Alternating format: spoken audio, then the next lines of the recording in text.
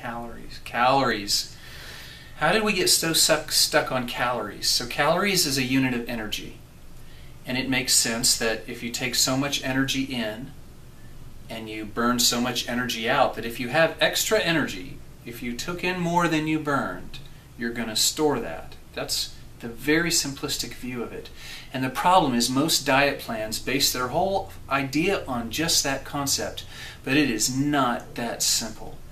The metabolic regulation of the body has much more than just a simple scale and a simple balance, because the brain and the metabolism alter that formula. And the way it works is this.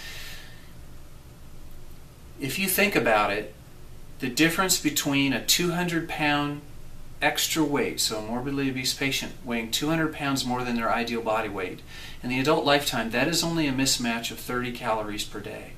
It's a very, very small error. The metabolism is otherwise pretty darn good at regulating this. There is a place for calories in and out in the formula. So if you have a patient, that you feed 3,000 or 4,000 calories a day to, they're going to gain weight unless they're a super athlete, that sort of thing. But what we try to talk about is a range of calories. Maybe you should be in 1,100 to 1,300. Another patient might be in 1,800 to 2,000. So we don't get too hung up on the exact number of calories.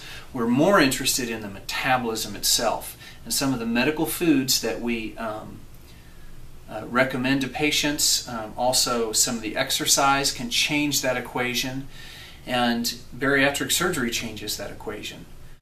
So how do we know it's not just so simple about calories in and calories out? It's the metabolism.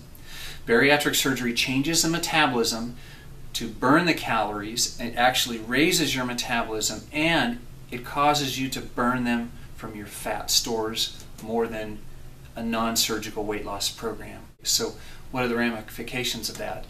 There was a great study done by the Mars group. So you've heard me talk about this, the Metabolic Applied Research strategy has some data that they've presented.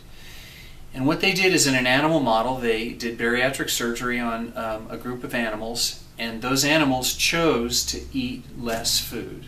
Right? So they chose to eat less food. And bariatric surgery patients will tell you that they're less hungry. But what they did is they took matching animals of the same genetic strain but that did not have the bariatric surgery. And they fed them the same amount that their pair mate who had surgery chose to eat. So on Monday, if the animal chose to eat 50 grams of rat chow, then its pair mate on Tuesday was fed the same 50 grams of rat chow, exactly the same. And the amount of weight that the animals lost was a fraction of the amount of weight that the surgery animals lost. Why? Because without the surgery and without a metabolic change, it's simply another diet plan, and the animals did not lose as much weight. In fact, they lost a lot less weight than the surgery animals did. So what that says to me, again, is it reinforces that calories in and out are a small part of the equation, but the bigger part is the metabolism. And how do we affect metabolism? Well, surgery affects metabolism. We know that. We think that there's a role in medical foods that may alter metabolism. Certainly we know it alters fat and sugar metabolism. Exercise. So the exercise is not about just the calories that you burn. It's a metabolic signal to the body. Stress. Stress alters your metabolism, no question about it. So when we try to approach a patient, especially a patient in the non-surgical weight loss program, it's all about metabolism first and foremost, and how do we get the metabolism engaged within a proper framework of general calorie restriction. So that's the scoop on calories in and calories out, a small part of the equation.